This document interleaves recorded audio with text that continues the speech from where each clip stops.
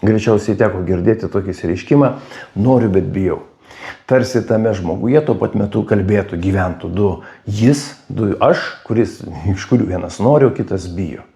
NLP terminais kalbant, NLP kalba eina apie asmenybės dalis. Ir mes neurolingvistiniam programavime laikomės tokio susitarimo, tokio įsitikinimo, kad asmenybės dalis tai yra metafora vidiniam, psichiniam procesam aprašyti. Tai reiškia, kad kiekviena asmenybės dalis yra atsakinga už kažkokį tai ketinimą, už kažkokį tai poreikį ir jinai stengiasi tą poreikį išpildyti. Pavyzdžiui, kažkuri tai asmenybės dalis atsakinga už pailsėjimo, už atsipalaidavimo poreikį ir nežino, kada tai padaryti. Kažkuri tai asmenybės dalis yra atsakinga už, pavyzdžiui, pinigų uždirbimą arba už darbą arba už veiklą. Ir jinai žino, kada jinai save realizuoja ir kaip tas realizacija jos įvyksta. Ir koks įdomus momentas, kai tos asmenybės dalis viena po kitos eina, ne tuo pačiu metu pasireiškia. Jokio vidinio konflikto, jokios įtampos, jokio noriu, negaliu nevyksta. Viskas vyksta kuo puikiausiai, kuo geriausiai. Tuo tarpu, ir tai jau eina kalba apie tos vadinamus vidinius konfliktus, kai tuo pat metu asmenybės dalis, tos abidvi, abudu tie poreikiai tuo pat metu ryškėja, iškyla, prasideda tokia įtampa, kažkas tai žmogui viduje darosi, jis bando nuspręsti, tai kaip čia pasielgti, ką čia daryti, o gal taip. Kur būna toks įdomus elementas valios pastangų dėka, valia dalyvauja tarp dviejų tų asmenybės dalių, nes viena reikia žmogui kažkaip nuspręsti, kažką tai su jom daryti. Jis būna, kad valios pastangų dėka vieną asmenybės dalį užspaudžia, sako, ramiai, dabar tu sėdėk ir netrukdyk, o kitą poreikį, kitą tą strategiją išpildo. Tai ta užspausta asmenybės dalis, jinai pakenčia, anksčiau ar vėliau jinai pasirodo, iškyla, ir sako, alio, to kokią psichosomatinį, kokį ten sutrikimą ar dar kažką. Tai reiškia, kad bandymas tokį vidinį konfliktą, asmenybės dalių konfliktą įspręsti jėga, valios pastangomis, anksčiau ir vėliau prives prie kažkokio tai neigiamo pasiekmių. Tai kurgi tas sprendimas, apie ką eina kalba? Vėlgi, kiekviena NLP bent jau taip laikoma, kad kiekviena asmenybės dalis tai yra tam tikra strategija, tam tikro poreikio išpildymo strategija.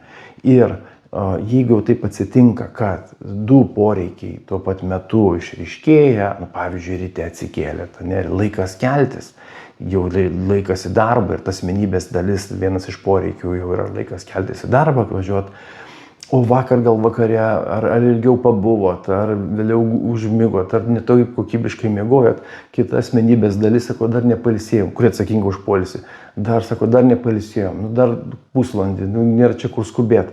Ir tas vidinis konfliktas ryte jau prasideda. Ir dažnai žmonės sako, man sunku keltis ryte, arba aš nežinau, ką pasirinkti, vieną ar antrą, ir čia kviečia, kaip sprendimą priimti, o priimus sprendimą, kaip jaustis gerai. Tai vienas iš elementų ir būdas, NLP apie ką kalba, tas asmenybės dalių integravimas. Kad tarp jų įvyktų draugystės, susitarimas, toks pokalbis, kad gimtų kažkas trečias. Kažkoks trečias elementas, kuris patenkina abiejų asmenybės dalių poreikį. Tai reiškia, jeigu apie tą rytą kalba, tai kad ir laikas keltis ir dar šiek tiek pagulėti, pailsėti, dar šiek tiek pabūti lovai, dar pailsėti, kad jų abiejų poreikiai būtų išpildyti. Asmenybės dalis tai yra vidinių procesų metafora.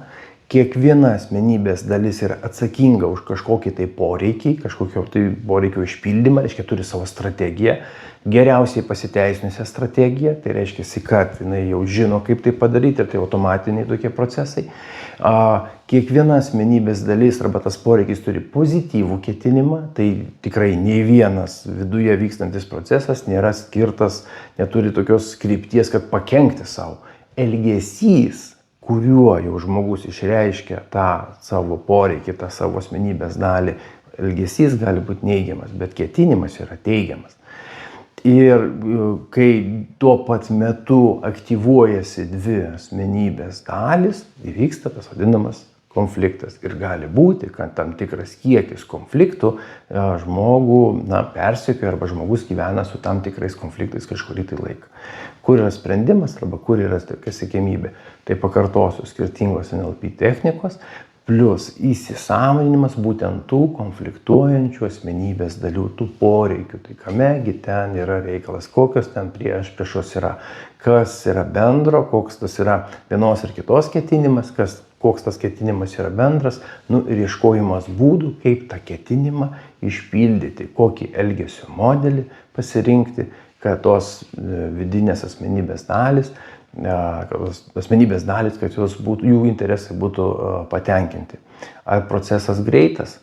Kaip kam? Bet kad aiškumo, daugiau laisvumo, daugiau ramybės yra po tokio darbo, po tokios technikos, tai tikrai.